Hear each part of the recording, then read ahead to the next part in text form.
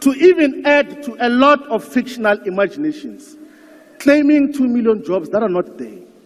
Leave the 2 million jobs whom we said you have created yourself. There are no 2 million jobs that were created since you took over as a president yourself in South Africa. Where does the 2 million come from? It only comes from the figments of your imagination. It comes from your creative writing skills, which you must be awarded for in terms of what is expected. Now, even if these fictions were possible, there is no money to finance such. Currently, we have got debt obligations of upward of 5 trillion rands. We expend 384 billion rands on debt service costs. That is the biggest expenditure item on the budget of South Africa. And that debt is rising. Thank you for watching. As always, this is Afro Revolt, and we always try to bring to you whatever is trending across the globe. Now, South Africa went to an election that has seen a creation of a national unity government, whereby the current president, that is Cyril Ramaphosa, is entering into an agreement with the DA, that is Democratic Alliance, to form a government whereby they see that South Africans are going to unite again and ensure that the plights of South Africans are met so that South Africa can move forward. But in the state of address when they were opening the parliament, this is what Shivambu had to say as an elected parliament, and he still, as in the previous government, is still castigates the President Cyril Ramaphosa and doesn't want anything to do with him. Now, do you expect that the chaos that we always see in the South African president will still continue, or do you see a situation whereby peace will prevail and sobriety, whereby people debate freely without noise and violence will come in the next South African parliament? Now let's watch this and see the start of this government of national unity in South Africa, and comment to it in the end.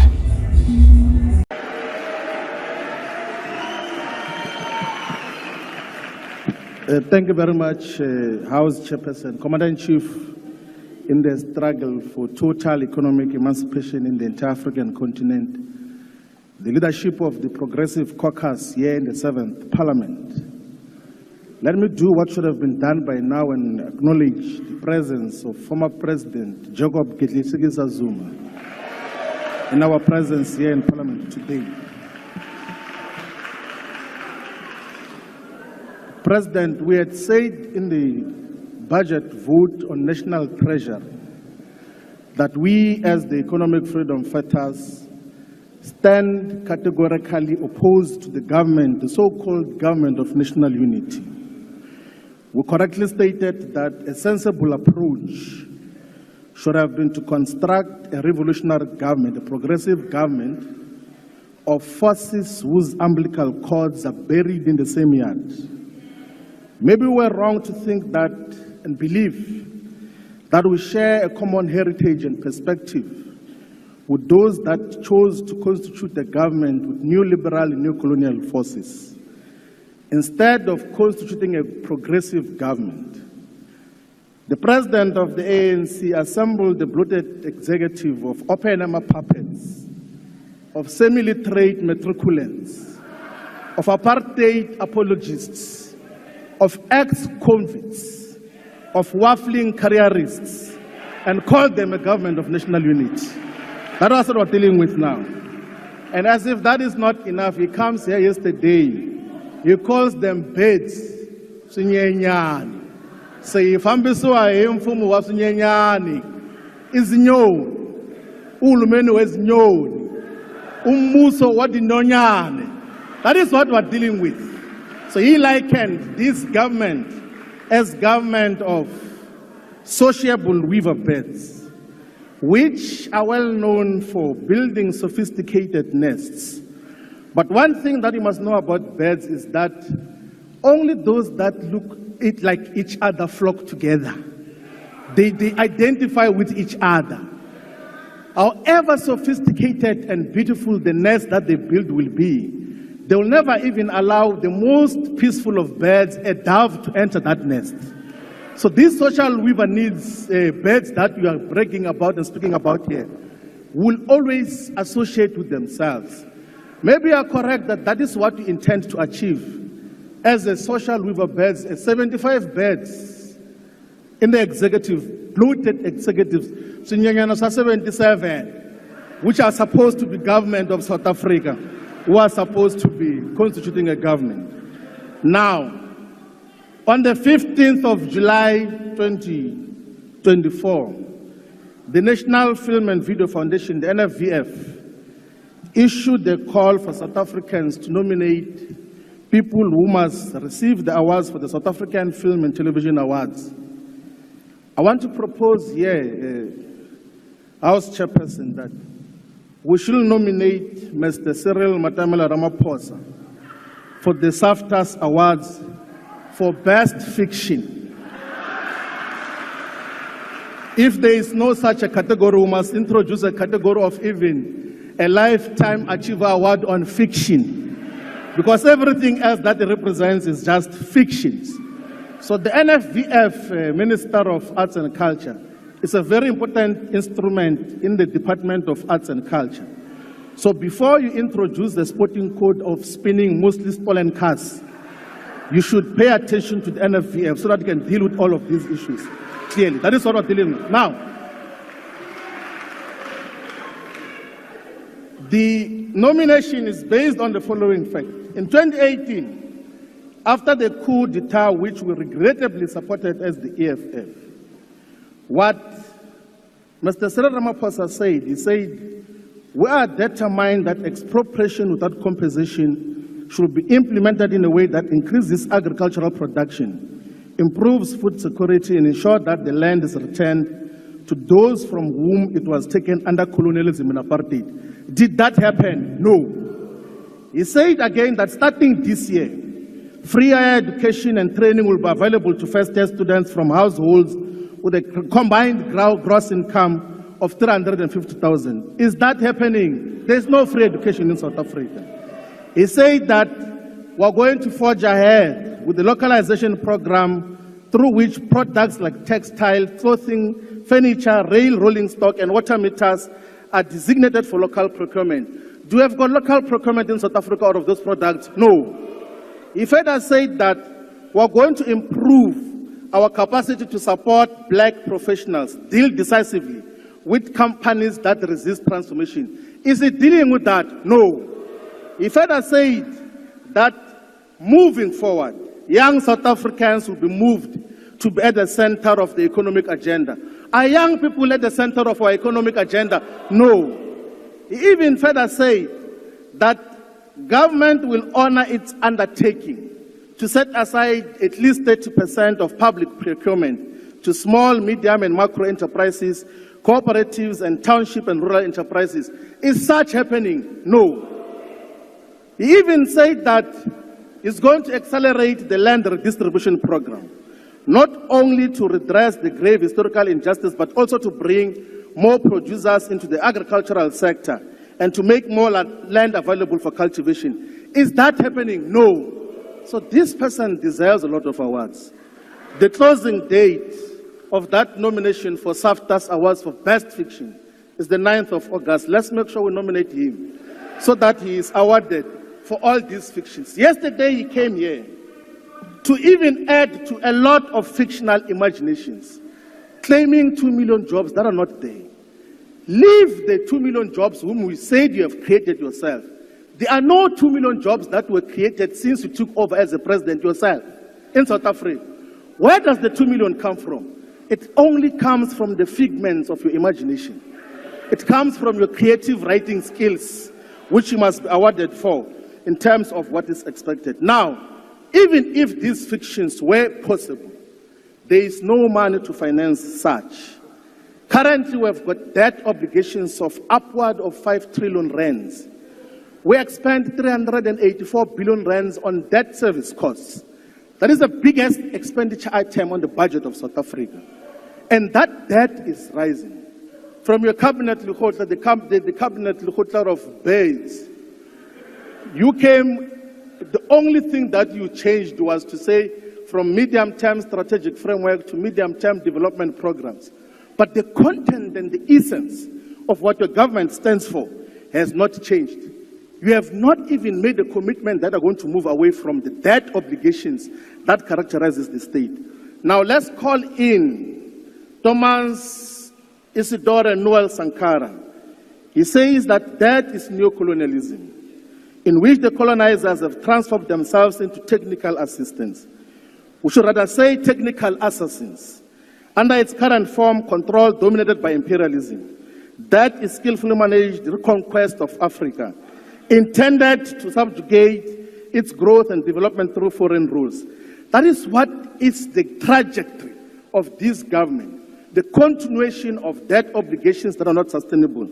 We are going to give a far much more substantial perspective of what is to be done moving forward. But one issue that we want to highlight is that South Africa should optimally utilize its strategic partnerships with countries in the BRICS Forum, Brazil, Russia, China, and India. And of course, now added the UAE, Ethiopia, and all these other countries.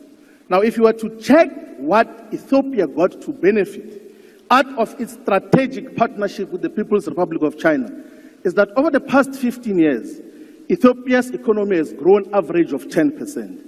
They built a railway from Addis Ababa to Djibouti, which is a neighboring country, which is coastal, of 759 kilometers, to lead an export-led industrial development manufacturing plan, which is reducing poverty, is giving jobs to our people.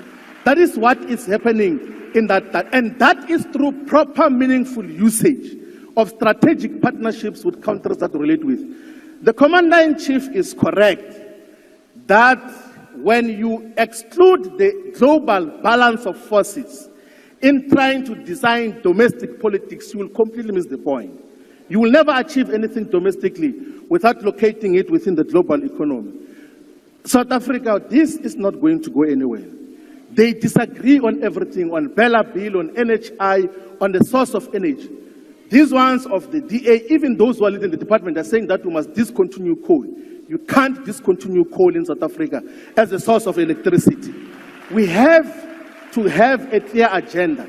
There is no developmental state that is not based on a common, sound, ideological perspective. All developmental states must be founded on a sound ideological basis. And what we have created now is confusion, which is going to take South Africa backward. And that is what we stand. But we are inspired that the Progressive Caucus is going to take South Africa forward and take political power from this government of national confusion. Thank you very much. Thank you. Yes, just like Julius Malema, Shivambu is someone who also has the charisma of speaking out whatever is in his mind without any fear or favor, and that has been evident in different debates he always take part in. And if you watch this video, it will tell you that South Africa still has divisions that they have to work on, because EFF still comes as angry and people who have been disappointed with the outcome of the just ended election, and that is why they talk with the fury they have against Cyril Ramaphosa, that is the re-elected president of South Africa. And this is a moment that you also see different waves crisscrossing through Africa, and people are fighting and agitating for change in governments, whereby it starts as a small revolution where people feel the discomfort of the kind of role of a government, and that is how the waves have been sweeping across. You saw what happened recently in Burkina Faso, where the former president was ousted by Bram Traore, who has also shown that he's not a puppet of the whites and wants to take Burkina Faso to the next level. Another recent instance is Senegal, whereby the people saw it wise that the cronies of the whites, the old dogs, have taken us different or a lot of steps backwards, yet we want to move forward as a nation. And that is why they elected the 44-year-old president, who is also currently not bringing himself or portraying himself as a puppet of the West, and says that this now our end with France.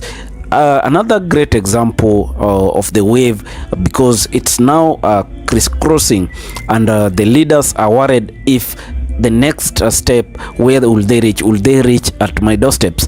The next one is Kenya, whereby the Gen Z movement, that is Generation Z, have come out strongly castigating the presidency of William Samoei Ruto, and they say that Ruto is surrounded by corrupt leaders who do not deserve to be in the office. What did Ruto do? He had to dismiss the cabinet, and yesterday he appointed the first batch of 11 cabinets, but still you see that the Gen Z movement doesn't want anything to do with that newly brought cabinet.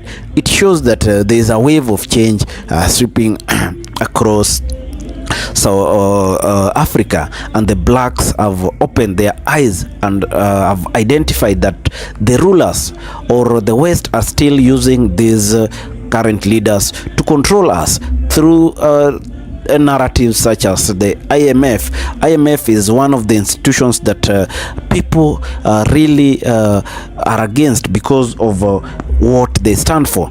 Now, will EFF stand firm against the rule of Cyril Ramaphosa, because they see that he has gone to bed with the West and is now one of the people being controlled by the whites in doing his affairs? Will EFF manage to stop this? Will they marshal or mobilize people to form a revolutionary movement that will strip across South Africa and form or remove into power these people that they feel are not for Africanism or the spirit of the Africans that is currently being formed in different nations? This is a conversation that as we see Shivambu making an address, this is a conversation that we have to put to you, because this is the moment.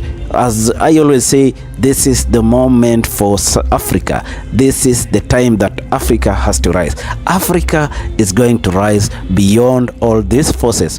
If you have been keen, there are a lot of changes that are happening, even in the manner that the state officials carry out their duties, because currently people have become watchdogs of different institutions that control them. We have to be great. Yes, Africa has to be great, and as the children of Africa, we must be proud of our continent. That is the spirit that might be developed, where if EFF push through their newly elected members of parliament, push through the agenda of having a society that is free from racism, and whereby the whites are not worshipped, and they should know that we are just their equal counterparts. Now, hit our comment section and let us know, what do you feel about this issue, because this is a thorn in the flesh that needs to be removed. Let's discuss this in the comment section. And if you are watching us for the first time, we urge you to subscribe to this great channel, so that we would have a long-term engagement whereby we bring issues that are affecting the globe. Now, also do not forget to like and share. Thank you, and may God bless you.